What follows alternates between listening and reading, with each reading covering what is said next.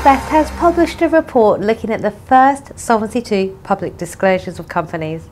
I'm Yvette Essen for AM Best TV, and I'm joined by Tony Silverman, Associate Director of Analytics, to talk through the report. Tony, can you tell me what is the purpose of this research we've published? Well, the Solvency II reporting has been out, the first numbers were out around about a year ago, and we'll be looking at the 2017 numbers when they come out. And what this report is setting the scene for is to look at the how economic are these numbers? What are they? How do they compare to the IFRS reporting? And what's really behind the numbers. So what we're looking at how the 2016 numbers have behaved to set the scene for looking at the 2017 numbers. And we're going to look at what drives the SCR, what are the real components of it, what is the impact of the risk margin in the non-life segment, and a very different treatment of unit-linked reserving compared to IFRS. And we're going to have a look at how economic is the result. You've mentioned a number of points there. Can we take each in turn? So starting with the solvency capital requirement, can you tell me what are the features that make up the SCR? Well, we've looked at the insurers with the 10 largest SCRs, and there's several components of it, but certainly the largest one is the market risk component, which is a part of the so-called standard formula, and that amounts to about 49%, as we've done the numbers, of the total solvency capital requirement.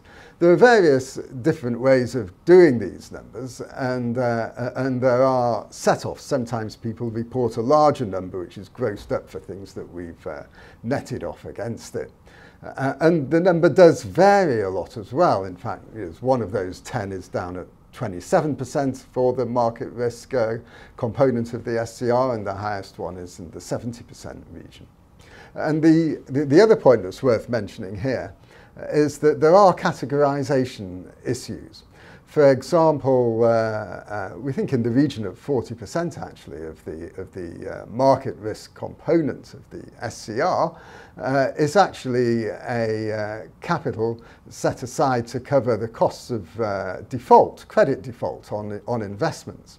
And this item is sometimes reported separately under credit, but we've put it all in market risk to be consistent with the people that just report the market risk. Solvency II's categorization, I think, does not help itself by actually having a component which is called counterparty default risk.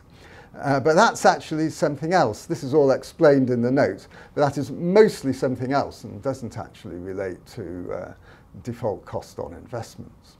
So the note tries to look at this sort of thing and what's behind the SCR. And what does your research say about the non-life risk margin? Well, the non-life risk margin is part of the framework for looking at non-life reserving in Solvency II, and it presents a sort of trade-off, if you will, to non-life insurers. The risk margin is a cost, if you like. It reduces the capital available, but it's offset, and we think it's more than offset actually, by the fact that the largest part of the reserves is just a best estimate. In other words, there are no margins and it's discounted. And if you were to compare it with IFRS reporting, the treatment of unearned premiums in IFRS is neutral for capital. That's the end result of the so-called UPR, unearned premium reserve, and the deferred acquisition cost asset. But that is replaced in Solvency II by a cash flow reserving, which looks at estimated claims and costs and revenue. And that has a contribution to profit and capital.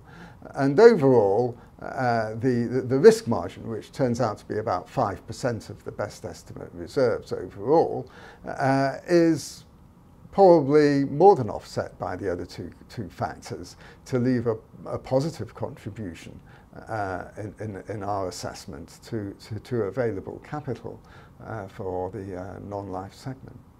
Finally, can we talk about unit-linked liabilities and Solvency's treatment of unit-linked liabilities? Well, the Solvency II treatment of unit-linked liabilities is quite different to the financial reporting. Under IFRS, the reserve for unit-linked is in broad terms equal to the assets held, and again, that's neutral or zero for capital. But the cash flow reserving treatment under Solvency II produces a contribution, an element of Solvency II own funds, a contribution to capital, which is in the region of 3 to 4% of unit-linked reserves. And there are some offsets if one was to compare this rigorously, if you like, to the Solvency II treatment, because again, to the IFRS financial reporting treatment, because again, under IFRS, insurers have the benefit of deferred acquisition cost asset in their unit-linked reporting. But net-net, there's, and there are other items as well, but net-net, the unit-linked reserving, again, is definitely a positive for available capital under Solvency II. So these are all features which one has to build into an overall assessment of exactly how economic this treatment is. A copy of AM Best report looking at the Solvency II public disclosures can be found on AM Best website, ambest.com. For AM Best TV, I'm Yvette Essen.